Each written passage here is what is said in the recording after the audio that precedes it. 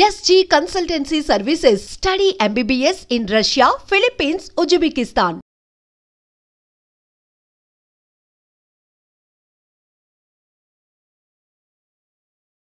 Soumya book చూసిన తర్వాత ఇంకా చాలా సర్ప్రైజింగ్ అనిపించిందమ్మ. అసలు మీకు తినకి చూస్తేనే అమ్మమ్మ మనవరాలు అంటే అప్పట్లో ఎంత బాధ ఫీల్ అయ్యారో ఇప్పట్లో అంతే పెయిన్ ఫీల్ అవుతూ ఉన్నారు. అసలు నిజంగా సౌమ్య నిన్ను అప్రిషియేట్ చేయాలి. బుక్ రాయటం అనేది అందరూ చేస్తారమ్మా. ఇలాంటి రిచువల్స్, పైగా ఇది చాలా సెన్సిటివ్ టాపిక్, ఇలాంటి వాటి గురించి ఎందుకు మనసు నొప్పిస్తున్నారు అంటే శాస్త్రం ఇది చెప్పింది తెలుసా అని క్వశ్చన్ మార్క్ చేసే వాళ్ళు కూడా ఉంటారు. ఇలాంటి టాపిక్స్ మాట్లాడాలి అన్నా, పబ్లిక్లో అది కూడా బుక్ లాంటివి రిలీజ్ చేయాలి అన్నా కూడా చాలా ధైర్యం కావాలి. ముందుగా సౌమ్య, అసలు నీకు ఆలోచన ఎలా వచ్చింది? సో నేను చిన్నప్పటి నుంచి చూశాను ఈ విడోస్ని విడిగా ట్రీట్ చేయడం, మ్యారీడ్ ఉమెన్తో ఈక్వల్గా ట్రీట్ చేయకపోవడం నేను నా చిన్నప్పటి నుంచి చూశాను. ఓకే, లైక్ ఈ రిచువల్స్ అనేవి నేను పెద్దయ్యాక ఇలా ఉంటాయని నాకు తెలిసింది కానీ, బట్ నేను చిన్నప్పటి నుంచి ఫంక్షన్స్కి వెళ్ళినప్పుడు కానీ, ఏదైనా భోగి, సంక్రాంతి బొమ్మల కొలువులు అవి పెట్టినప్పుడు కానీ, అత్తయ్య గారు సపోజ్ ఎవరైనా విడో అనుకోండి, వాళ్ళ కోడలు వచ్చేవారు, ఆవిడ వచ్చేవారు కాదు. అర్థమయ్యేది కాదు ఆవిడ ఎందుకు వచ్చేవాళ్ళు కాదు. మేము రోజు ఆవిడతో ఆడలే, మా అమ్మగారు అమ్మమ్మ గారు ఆవిడెందుకు రారు, వాళ్ళ కోడలు ఒక్కళ్ళే వస్తున్నారు, తెలిసేది కాదు. తర్వాత ఏదైనా మ్యారేజెస్కి వెళ్ళినప్పుడు ఫంక్షన్స్లో అందరూ కూర్చుంటే భర్త లేని భార్యలు, హస్బెండ్స్ లేని వాళ్ళు ఉంటారు కదా, వాళ్ళకి బొట్టు పెట్టేవాళ్ళు కాదు, అందరికీ లైన్లో పెడుతూ వాళ్ళకి ఇచ్చేవారు కాదు, వాళ్ళకేమీ రిటర్న్ గిఫ్ట్స్ ఇవ్వకపోవడం. అసలు చాలా ఆశ్చర్యంగా ఉండేది. ఏంటి అసలు రీజన్ ఏంటో తెలీదు, ఎవరిని క్వశ్చన్ చేయాలో కూడా తెలీదు, బికాస్ అది నార్మల్గా అలా నడుస్తుంది. ఏంటి ఏమిటి ఏమిటి అర్థమయ్యేది కాదు. తర్వాత సినిమాల్లో కూడా ఫ్యూ సినిమాస్లో నేను చిన్నప్పటి నుంచి చూసేదాన్ని, అలా విడోస్ అనగానే టక్కున వైట్ శారీలో ఉండడం, always question in mind, why why why why why why అని. తర్వాత నేను దగ్గరగా నా ఫ్యామిలీస్లో జరిగినప్పుడు ఐ రియలైజ్డ్ హస్బెండ్ పోయిన తర్వాత ఏం చేస్తారు ఆవిడికి అనేది నా కళ్ళతో నేను దగ్గర నుంచి చూసాను అనమాట. ఏ ఏజ్లో చూసావు Soumya? When I was 16 years old. Okay, నాకు అంటే ఇంత డీప్గా తెలిసింది ఇలా చేస్తారు అని. ఏంటంటే ఏం చేస్తారు, ఏం చేస్తున్నారు ఇప్పటికీ. హిందూస్లో అని నేను చెప్తా, బికాజ్ నేను హిందూస్తోనే ఎక్కువ మాట్లాడాను. బట్ ముస్లిమ్స్, క్రిస్టియన్స్లో కూడా ఇలాంటివి ఉన్నాయట, నాకు ఈ మధ్యనే తెలిసింది. బట్ హిందువులతో నేను ఎక్కువ మాట్లాడాను కాబట్టి చెప్తున్నాను, నా కళ్ళతో చూసినవి. డిఫరెంట్ క్యాస్ట్లో డిఫరెంట్గా చేస్తున్నారు. మోస్ట్లీ 10th day ధర్మోదకాలని ఇస్తారు. ఆ రోజు ధర్మోదకాలు ఇచ్చి వచ్చిన తర్వాత, వాళ్ళు ధర్మోదకాలు ఇవ్వడానికి వెళ్ళిన తర్వాత ఇంట్లో ఎవరైతే హస్బెండ్ పోయిన వాళ్ళ వైఫ్ ఉంటారో ఆవిడని సిటీస్లో అయితే బాత్రూంలోకి తీసుకెళ్తున్నారు, అదే విలేజెస్లో అయితే చెరువు, నది వాళ్ళ ఎక్కడుంటే అక్కడికి తీసుకెళ్తున్నారు. అండ్ చాకలు ఆవిడని పిలుస్తారు, పిలిపించి ఆవిడని ఫస్ట్ పెళ్లి కూతురులా రెడీ చేస్తారట. వాళ్ళ పుట్టింటి వాళ్ళు ఆవిడని పెళ్లి కూతురులా రెడీ చేసి, అంటే ఎవ్రీథింగ్ మొత్తం అన్ని ఆభరణాలు అవన్నీ వేసి, గాజులు, పువ్వులు, కరెక్ట్ అలా చేసి అందరు వచ్చి ఆవిడని చూస్తారట. ఆఫ్టర్ దట్ ఆఖరి చూపు, ఇంకా నోచుకోదు ఇంకా అన్నట్టుగా ఈవిడని రెడీ చేసి చూస్తారు. ఒకప్పుడు ఉండేది కదమ్మా, ఇలా రెడీ చేసి వాళ్ళని ఒక ఫోటో తీసుకొని, అప్పటి వరకు ఫొటోస్ తీసుకొని ఉండరు, ఆ రోజు మాత్రం మంచిగా రెడీ చేసి ఒక ఫోటో తీసి పక్కన పెట్టుకుంటారు. అవునా, ఇది నేను వినలేదు. పల్లెటూర్లలో ఇది జరుగుతోంది సౌమ్య. ఇలా చేయటం, వాళ్ళని రెడీ చేయటం, ఫొటోస్ తింపటం, నెక్స్ట్ డే ఇంకా వాళ్ళు వైట్ శారీలో ఉంటారనమాట. ఆ రోజు చివరి రోజు అని చెప్పి అమ్మగారి పసుపు కుంకుమ అంటారు. సో ఆ వాళ్ళ అమ్మగారు వచ్చి పసుపు కుంకుమ ఇస్తారు, అమ్మ వాళ్ళ తరపు వాళ్ళు. ఈవిడికి అమ్మ వాళ్ళు ఎవరు ఉంటారో అది చివరి పసుపు కుంకుమ అంటారు అన్నమాట. ఫొటోస్ తీయడం నాకు తెలియదు కానీ, బట్ ఇలా రెడీ చేస్తారు, అందరు వచ్చి చూస్తారు. ఆఫ్టర్ దట్ ఆ చాకలావిడ అంతా తీసేసి హోలీ బాత్ అంటే ఆ నదిలోనో చెరువులోనో స్నానం చేయించి, సిటీస్లో అయితే అఫ్ కోర్స్ బాత్రూంలో స్నానం చేసిన తర్వాత మళ్ళీ పుట్టింటి వాళ్ళే వైట్ శారీ ఇస్తారు. వైట్ శారీ ఇచ్చి కట్టిన తర్వాత, and she will not wear anything. బొట్టు కానీ గాజులు కానీ ఇంకేం వేసుకోరు, ఓన్లీ వైట్ శారీ, నో ఆభరణాలు ఆర్నమెంట్స్ ఏమీ ఉండదు. అలాగ ఆవిడని ఒక రూమ్లో కూర్చోబెడతారు, ఎవ్వరు ఉండరు. ఇంకా తర్వాత ధర్మోదకాలు ఇచ్చి వచ్చిన తర్వాత అండ్ మోస్ట్ స్టూపిడ్ థింగ్ నేను చూసింది ఏంటంటే బయట ఒక జీలకర్ర పెడతారు, వెళ్ళే వాళ్ళు లోపలికి కుంకుమ పెట్టుకొని ఆ జీలకర్ర నోట్లో వేసుకొని లోపలికి వెళ్ళి ఆవిడని చూస్తారు, వస్తారు. And I was so surprised. Okay, ఈ రిచువల్స్ అన్నీ ఓకే, జీలకర్ర నోట్లో వేసుకోవడం దానికి సంబంధం ఏంటి? ఐ ఆస్క్డ్ ఒక ఎవరైతే ఈ కర్మకాండలు చేయించే పురోహిత్స్ ఉంటారో అడిగా, ఏమిటి అసలు what is the logic behind doing that? ఆ జీలకర్ర నోట్ ఆయన ఏం చెప్పారు, ఏం లేదమ్మా, జీలకర్ర నోట్లో వేసుకుంటే జీలకర్ర టేస్ట్ ఎలా ఉంటుంది, కొంచెం చేదుగా, ఆ ఉప్పుతో కలిపినట్టు ఉప్పగా ఉంటుంది కదా. అప్పుడు ఇలా మనం ఎప్పుడైతే చూ చేస్తామో అప్పుడు మనకు ఫేస్లో ఒక కైండ్ ఆఫ్ చీ అన్న ఎక్స్ప్రెషన్ వస్తుంది ఆటోమేటిక్గా, ఇఫ్ అది నోట్లో వేసుకుంటే.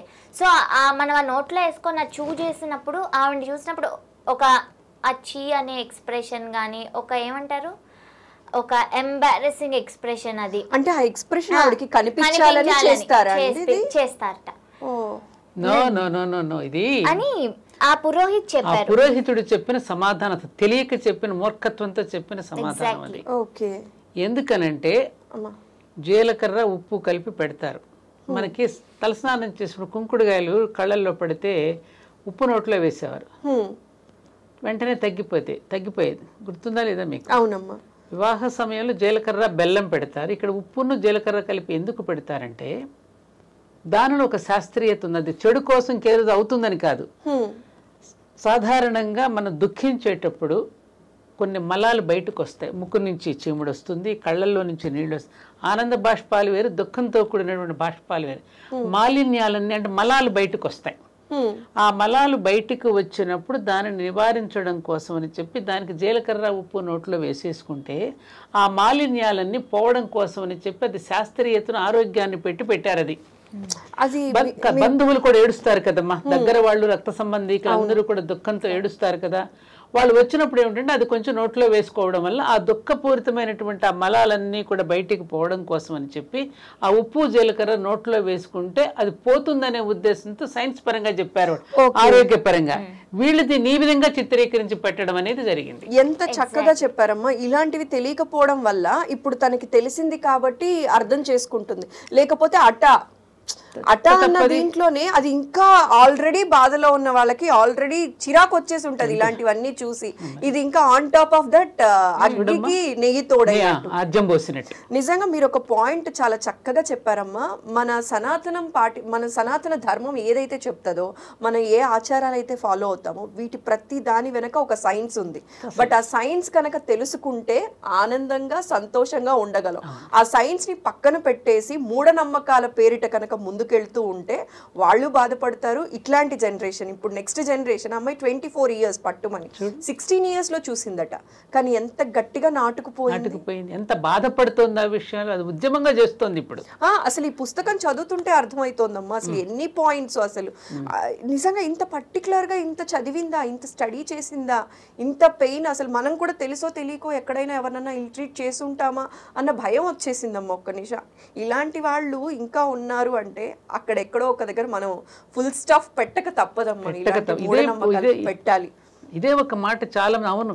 మన వీడియో చేసిన తర్వాత చాలా మంది నాతో, మేము కూడా ఇప్పటి వరకు మా అత్తయ్యల విషయంలో అమ్మల విషయంలో ఇలాగ వ్యవహరించాము, ఇకనైనా మనం సరిదిద్దుకోవాలని అనిపించిందండి అన్నారు ఈ మాట. ఇప్పుడు రాంగ్ ఇంటర్ప్రిటేషన్ ఇవ్వటం వల్ల ఈ పండితులు వీళ్ళు ఎంత దారుణమైనటువంటి సమాజాన్ని సనాతన ధర్మానికి ఎంత అవమానం చేస్తున్నామమ్మా మనం. అంతే కదమ్మా. హిందూ ధర్మకి జై, భారత్ మాతాకి జై, సనాతన ధర్మకి జై అంటే వస్తుందా? జైలు కొడితే వస్తుందా? అసలు నీలో ఉన్న మూర్ఖత్వాన్ని మూఢత్వాన్ని ముందు దాన్ని రూపుమాపు. ఇంత అవమానపరచడానికి మనం ఇంతగా కుంచుకోవడానికి కారణం మనమే. అది మానినప్పుడు సనాతన ధర్మం వెలుగుతుంది. నువ్వు సనాతన ధర్మంలో ఈ రకమైనటువంటి మూఢాచారాలను పెంపొందిస్తూ ఒకవైపునేమో ఇదే పండితులు ఎత్ర నార్యస్తు పూజ్యంతే రమంతే తత్ర దేవత అంటూ శ్లోకాలు వల్లిస్తూ చెప్తున్నారే, ఈ స్త్రీని అవమానపరచడానికి ఎవరికి హక్కు ఉంది, ఎందుకు అవమానపరుస్తున్నారు? అక్కడ స్త్రీని నువ్వు అవమానపరుస్తుంటే ఎవడో కామెంట్ పెట్టాడు, నూనెలో వేయించేస్తా అంట పైకి వెళితే. ఇలా మాట్లాడిన వాళ్ళని నూనెలో వేయించుతారు తప్ప ఏది ఎవరినైతే స్త్రీని అవమానపరుస్తారో ఎవరి మనసునైతే నొప్పిస్తారో వాళ్ళని వేయించుతాడు నూనెలో వేసి. ఏమ్మా వాళ్ళని ఎందుకు వేయిస్తాడు? అలా ఉండని వాళ్ళని వేయిస్తాడట. ఎవరు మాట్లాడే మాటలు ఇలా ఉంటున్నాయి, కామెంట్స్ పెట్టేవాళ్ళు ఇలా పెడుతున్నారు. ఇప్పటికైనా వాళ్ళ బుద్ధిజీవి అయినటువంటి వాడు వాడు మెదడుకు పదును పెట్టి ప్రకృతిని ఒక్కసారి పరిశీలిస్తే ప్రకృతి యొక్క ధర్మం ఏంటో నీకు అర్థమైతే ఏ స్త్రీని నువ్వు అవమానపరచవు, నీ తల్లికి జరగవచ్చు. ఇప్పుడు ఈ మాట్లాడే వాళ్ళందరూ గ్యారంటీగా మనమే ఉంటామని గ్యారంటీ ఉన్నదా వీళ్ళకి? ఉందా?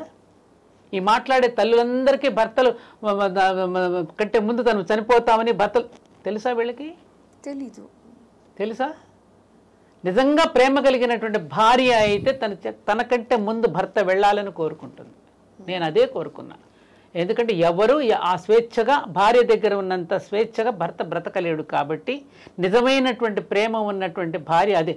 ఈ పసుపు కుంకుమ మానవులు పెట్టింది. అది కూడా ఎందుకు పెట్టారు? ఆరోగ్యకరమైన నియమాల వల్ల. కుంకుమ ధరించటం వల్ల వచ్చే స్ట్రెస్కు గురి కాకుండా మనం మానసిక శాంతిని పొందడానికి ఆజ్ఞాచక్రం దగ్గర కుంకుమ పెట్టుకోవడం అనేది ఆరోగ్యకరమైన నియమమే తప్ప దాంట్లో వాళ్ళు పెట్టుకోకూడదు వీళ్ళు పెట్టుకోకూడదు కట్టడుందా? మన దగ్గర నిబంధనలు లేవు, ఆరోగ్యకరమైన నియమాలు మాత్రమే ఉన్నాయి. అది గుర్తు పెట్టుకోవాలి మాట్లాడే వీళ్ళందరూ. ఏ వేదం చెప్పింది, ఏ శాస్త్రం చెప్పిందో శాస్త్రి గారిని రమ్మని కూర్చోబెట్టు. నీ ఐ డ్రీమ్లో మేము వస్తాం. ఏ శాస్త్రంలో చెప్పిందో వచ్చి నిరూపించమని చెప్పండి. ఒకవైపునేమో వైజ్ఞానికంగా ఎదిగిపోయామంటున్నారు, రోజు రోజుకి బాగా అద్భుతమైనటువంటి సాధించేస్తున్నామంటున్నారు, అభివృద్ధి పదంలో నడుస్తున్నామంటున్నారు. ఈ కుంచుకుపోయే మాటలు ఏమిటి? ఆ బిడ్డ ఎంత బాధపడితే 16 సంవత్సరాల వయసులో చిన్నప్పుడు తన మనసులో పడి, నాకు కూడా కరెక్ట్గా అదే వయసులో చిన్నప్పుడు మా మేనత్త గారు ఉండేవారు. చిన్నప్పుడు భర్త పేరు మమ్మల్ని అందరినీ పెంచింది. మా ఇంట్లో ఏ శుభకార్యం చేసినా ఆఖరికి మంగళసూత్రంలో తాడు పోయినా మా అత్తయ్య మా అందరికీ. ఏమైంది? మా అందరం బాగున్నాం కదా. అంతే కదమ్మా. మనసుకి మించి మనసా నీకు కావాల్సింది అక్కడ పైన క్రియ చర్య ఏది ధరించామని కాదు కదా. నువ్వు మనసులో ఎటువంటి ఆలోచనలు ధరిస్తున్నావు ముందు అది పెట్టుకోవాలి.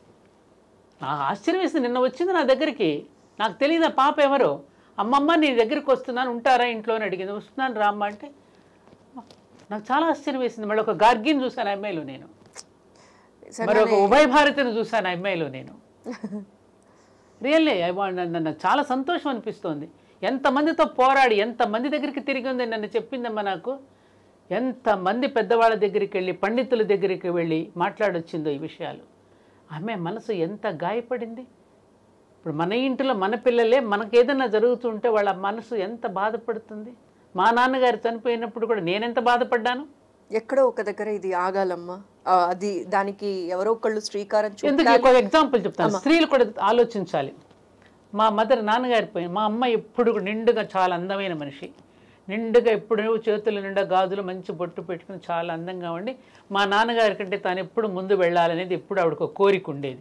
ఇవన్నీ పిచ్చి మాటలన్నీ ఎవరో పెట్టినవి, వీళ్ళకి పిచ్చి కోరికలు వచ్చాయి. ఇవన్నీ మనుషులు పెట్టినవి. ఇవన్నీ పెడితే మా నాన్నగారు వెళ్ళిపోయారు.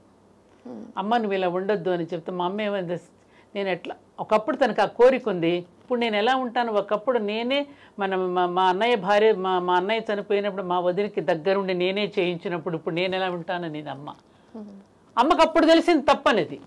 తనకు వచ్చినప్పుడు తెలిసింది.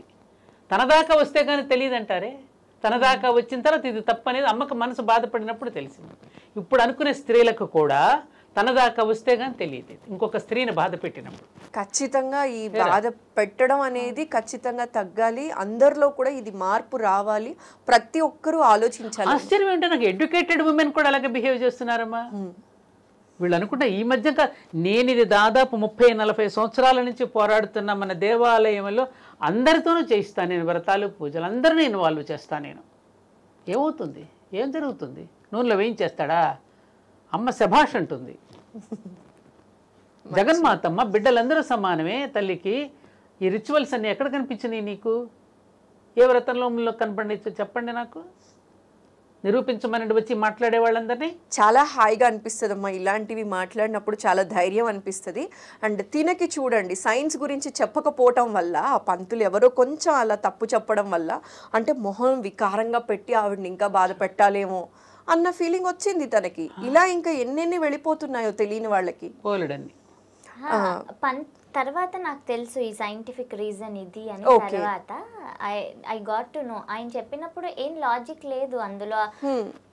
అదే చెప్తున్నాను, కొన్ని మనం చేసే వాటికి ఎందుకు చేస్తున్నాము, ఏం చేస్తున్నాము, ఏం ఆలోచించాం. ఎస్పెషల్లీ ఇలాంటి విషయాల్లో. ఎందుకు అంటే ఒక భయం.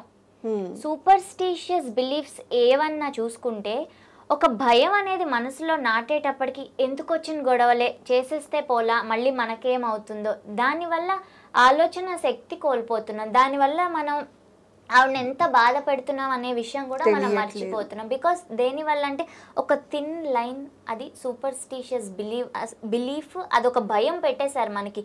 అమ్మో ఇలా చేయకపోతే నీ ఫ్యామిలీకి రేపు ఏదో అవుతుంది. ఇప్పుడు నేను చాలా మంది విలేజెస్కి వెళ్ళినప్పుడు అడిగా, మీకు అలా చేసుకోవడం ఇష్టమా? లేదు. మరి ఎందుకు చేసుకుంటున్నారు? అలా చేసుకోకపోతే నా ఫ్యామిలీకి ఏదో అయిపోతుంది, నా పిల్లలకి ఏదో అయిపోతుంది, అందుకే చేసుకుంటున్నాం.